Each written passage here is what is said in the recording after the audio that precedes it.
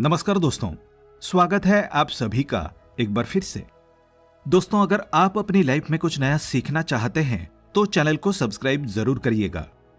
अक्सर आप लोगों ने देखा होगा कि किसी का एक्सीडेंट हो जाता है और उसकी मृत्यु हो जाती है, फिर घर वाले कहते हैं कि वहां ना गए होते तो ऐसा ना होता।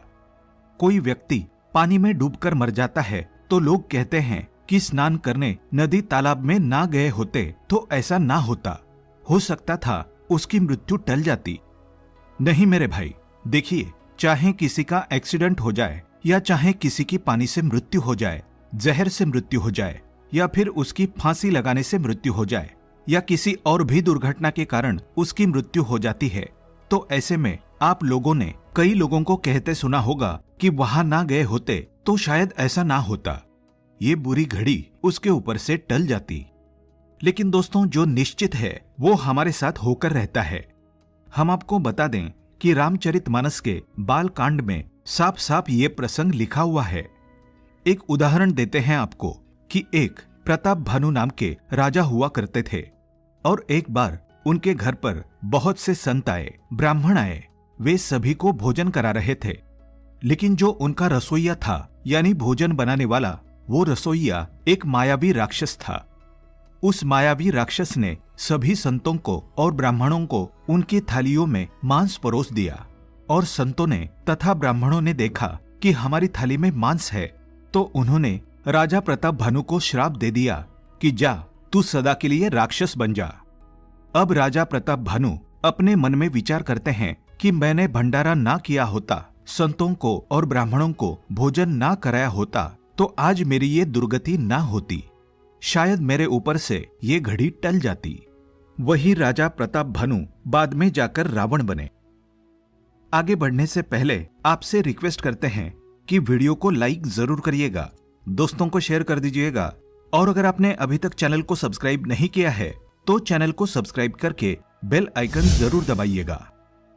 दोस्तों, रामचरितमानस में लिखा है कि जो होना है वो हमारे साथ या आपके साथ होकर रहता है, वो किसी भी प्रकार से टलता नहीं है, और जो नहीं होना था वो हमारे साथ कदापि नहीं होगा।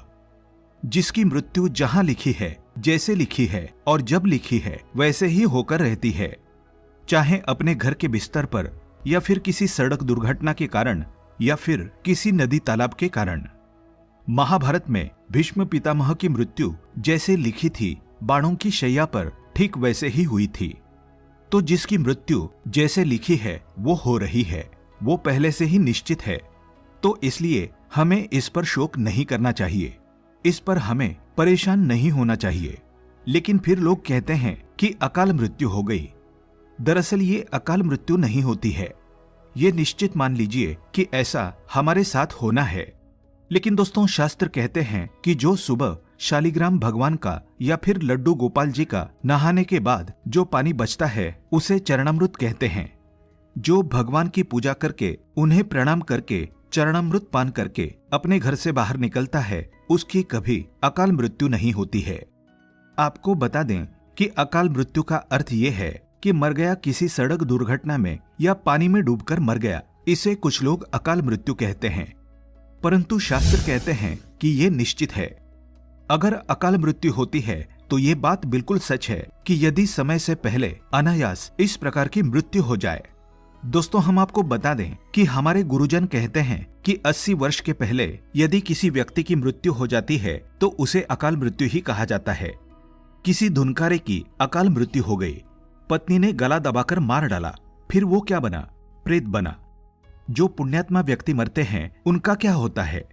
आप लोग स्वामी विवेकानंद को तो जानते हैं, उनकी मृत्यु एक कम 40 वर्ष में हुई थी। जो व्यक्ति सच्चाई के मार्ग पर चलता रहा, अपने जीवन में हमेशा पुण्य करता रहा, तो यदि 20 साल का होकर भी वो मर जाता है तो निश्चित ही भगवान के धाम को जाएगा। परंतु जो पापी लोग हैं, हमेशा अपनी जिंदगी में गलत काम करते हैं, भगवान को नहीं मानते हैं, दूसरों पर अत्याचार करते हैं तथा अपने माता पिता का अपमान करते हैं, और किसी कारणवश उन पापी मनुष्यों की मृत्यु हो जाती है, तो निश्चित मान लीजिए कि वो अपनी बाकी जिंदगी में भटकेंगे। अभी उनका कार्य जब तक पूरा नहीं होगा तो वे भटकते रहेंगे। इसीलिए मेरे दोस्तों, जो उनके नाम से तुमसे पुण्य बन सके, जैसे पिंडदान है, तर्पण है, गया जी है, भागवत गीता का पाठ है, जो आप उनके लिए कर सकें वो आप जरूर करिएगा। ऐसा करने से उनकी आत्मा को काफी हद तक शांति मिल सकती है। आज के लिए बस इतना ही। दोस्तों, अगर आपको ये वीडियो पसंद आया है तो वीडियो को लाइक करिएगा, दोस्तों को शेयर जरूर करिएगा और चैनल को सब्सक्राइब करके बेल आइकन जरूर दबाइएगा, ताकि आने वाला नॉलेजेबल वीडियो आपको सबसे पहले मिले। दोस्तों, मिलते हैं अगले वीडियो में। तब तक के लिए good bye and thanks for watching my video.